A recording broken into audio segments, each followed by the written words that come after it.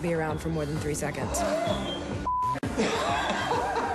have no idea why anyone ever likes me.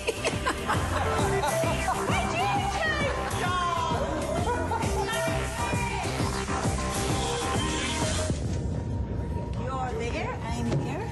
Every time I breathe, this dress comes unzipped, just so you know. Are you serious? Oh, yeah. Can you sit in it? Yeah. Can I tell you, it looks... Oh, I'm looking... You look...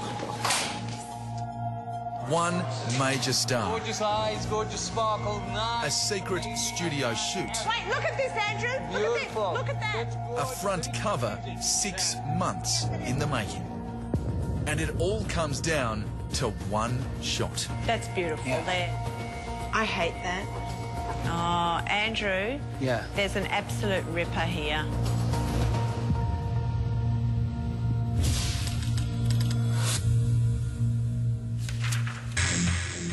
We've been working on this cover for about 6 months now. This goes like mash. That was like mash. That's good, isn't it? Yeah. Deadline, deadline, deadline. We're on deadline. And the greatest stress, how to dress her. I'd really like her to wear an Australian designer.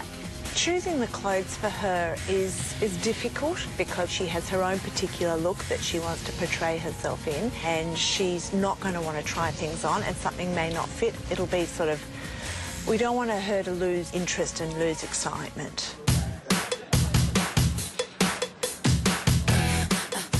I feel like Australians, for the most part, not to completely stereotype, but there's no bullshit. It's not, you don't have to, like, dig through the layers to get to the truth. It's just, like, fun-loving, really good sense of humor, outdoorsy, just good taste, rad.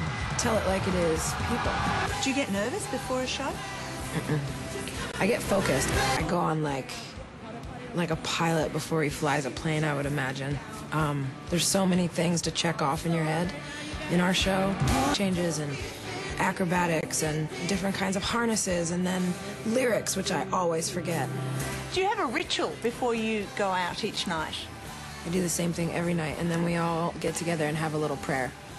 And it's not just about I'm tired or I jet lagged or we've done this 60 times. It's every night it's about someone's bringing their 70-year-old mom that hasn't been to a concert in 20 years, like, or there's a 5-year-old girl with muscular dystrophy, or there's something going on that's bigger than us, and that's what our prayer is for every night, to just settle.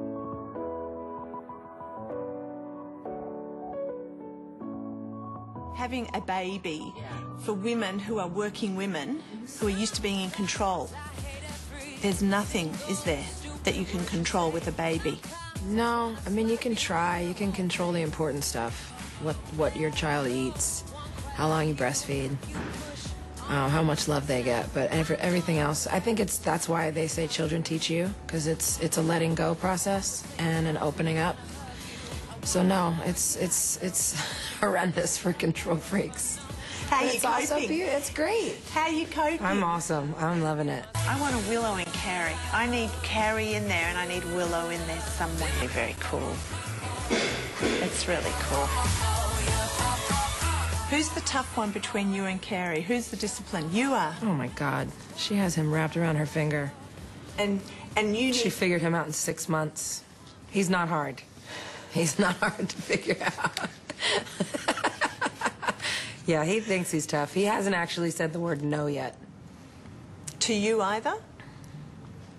He tries with me. He's tried out no. With me. And where did that No, get he's him? tougher with me.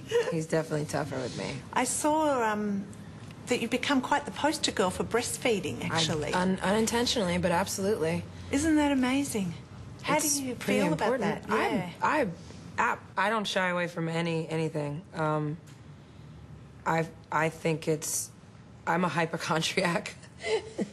So when the doctor told me, you're like a walking antibiotic when you walk around and breastfeed your child, anytime she gets a bug, you produce the antibodies through your milk and you fix her. She doesn't need medicine. She cuts down 50% on allergies, asthma.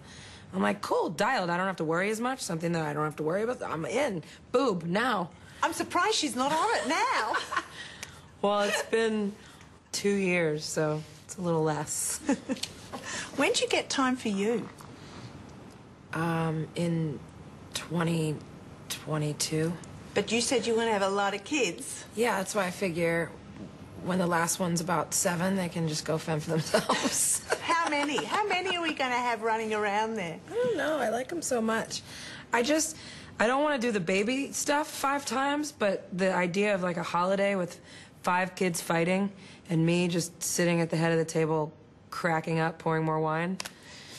I just love that idea. I love the idea of just all the chaos. I figure if one kid moves away, I want a gay son, so I've got to keep trying until I get that going. You're going to keep going till you get... I believe there are certain positions. You might want to find out about How that. to get a gay son? How to get... Please let me know. I really will. When did you discover your voice? I want to say like 2 or 3 years old. It's all I ever remember doing. I remember running around the house just singing at the top of my lungs. I would sing instead of talk. Like, I want broccoli for dinner. Did you? Yeah, just sang everything. You described your dad as your first rock star. Yes. How has he influenced you? Well, I was Daddy's little girl, so he was my god. But he really taught me to stand up for what I believe in and taught me how to fight and taught me when to fight and who to fight and when not to, when to walk away. And he just gave me my spirit. And he showed me that you can actually change. One person can change something.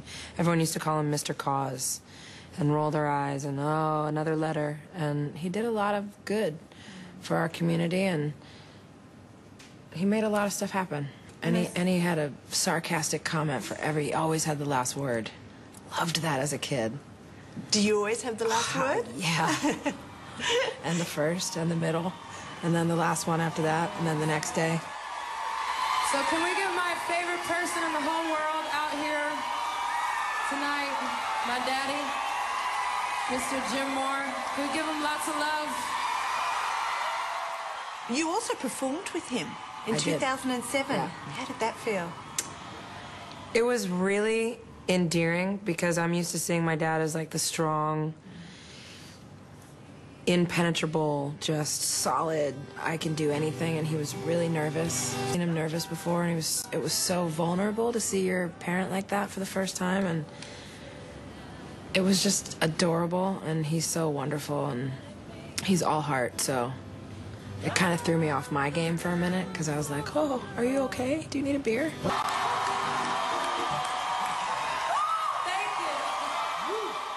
Your life is so heavily reflected in your lyrics. Is anything off limits? Not so much. So I think it all has a use. All of it has a use. I think I don't just say stuff to say stuff. I say stuff if I feel like I need to say it for me, exercise a demon or two, or if I feel like somebody else needs to hear it. And it's uncomfortable sometimes, but I know by experience that it's helpful. Tattoos pretty much tell the story of your life, don't they? Which one is most meaningful to you? That's so hard.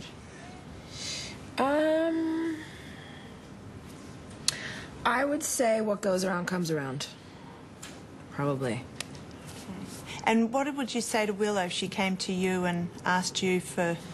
I mean, I got my tongue pierced in my first tattoo when I was 12. So I'm hoping for like 15. It gets younger. 16. Alicia, it gets younger. I'm just going to tell her that nowadays it's cooler not to.